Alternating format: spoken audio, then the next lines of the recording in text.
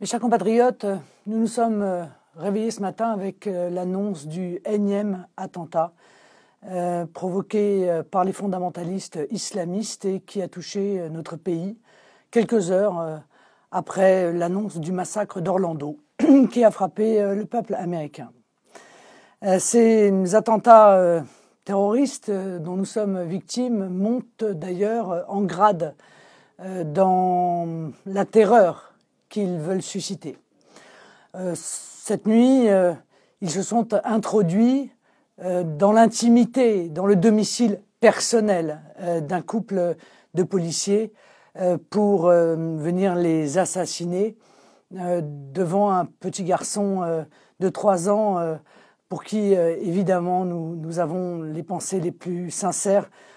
J'avoue que, en tant que mère, le message indiquant que le terroriste avait le petit garçon à côté de lui dans le canapé et se posait la question de savoir ce qu'il allait en faire, m'a évidemment totalement révulsé. Mais la vraie question, c'est pouvons-nous agir? Et la réponse est oui. L'autre question, c'est agissons-nous? Et la réponse aujourd'hui, hélas, est non. On nous explique partout que nous n'avons pas les moyens, que comment donc peut-on arrêter quelqu'un qui envisage de commettre des actes, qui est en lien avec des filières djihadistes, mais qui n'est pas encore passé à l'acte. Bien sûr que nous pouvons le faire, nous avons les moyens légaux de le faire, et notamment je réclame maintenant l'application de l'article 411-4 du Code pénal. Cet article permet, dès que l'on est convaincu qu'un homme ou une femme a des relations avec l'entreprise État islamique, l'organisation État islamique, de le traîner devant la cour d'assises et de le mettre hors d'état de nuire. Je vous lis cet article 411-4, manifestement oublié par notre justice. Le fait d'entretenir des intelligences avec une puissance étrangère, avec une entreprise ou organisation étrangère, ou sous contrôle étranger, ou avec leurs agents, en vue de susciter des hostilités ou des actes d'agression contre la France, est puni de 30 ans de détention criminelle et de 450 000 € d'amende.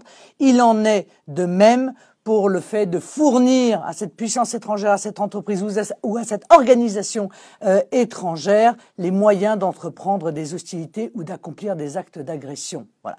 Si cette mesure-là avait été mise en œuvre pour celui qui a lâchement assassiné ce couple de policiers, lorsqu'il est passé devant le tribunal en 2013, eh bien, il n'aurait pas pu commettre cet acte, car il a déjà été condamné. J'ai envie de dire que lui, comme les autres avant lui, coche toutes les cases. Détecté, non seulement par la police, mais déjà condamné pour avoir participé à une association de malfaiteurs à visée terroriste. Condamné à 3 ans de prison, dont 2 ans et demi ferme. Je ne sais pas combien il a fait de mois de prison, mais ceci probablement sera un autre sujet d'indignation. Deuxièmement, nous avons les moyens de la déchéance de nationalité, balayée d'un revers de main par le gouvernement.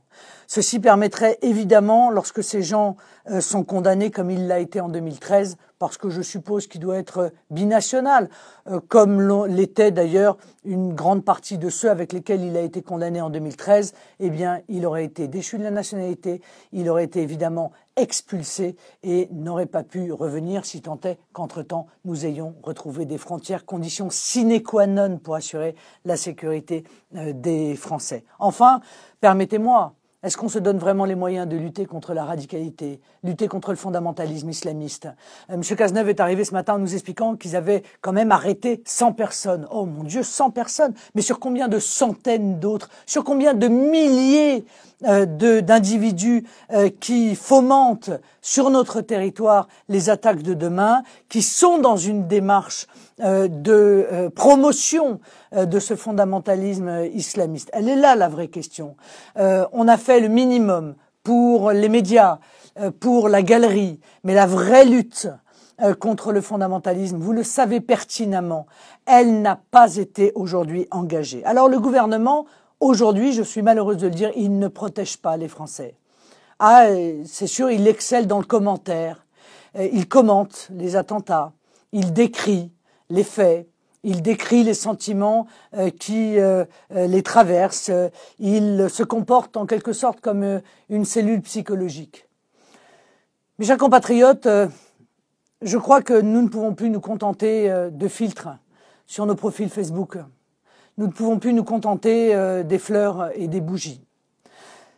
Si nous sommes en guerre, alors il faut la mener, cette guerre. Mener la guerre contre des soldats qui ne respectent aucune d'ailleurs des règles de la guerre, disons-le nous. Il faut nous donner les moyens de la mener et de protéger nos compatriotes français parce que, au-delà du chagrin, au-delà de la compassion, au-delà de la révolte que nous ressentons tous ce matin, c'est cela que nous attendons du gouvernement français et du président de la République. Protéger les Français.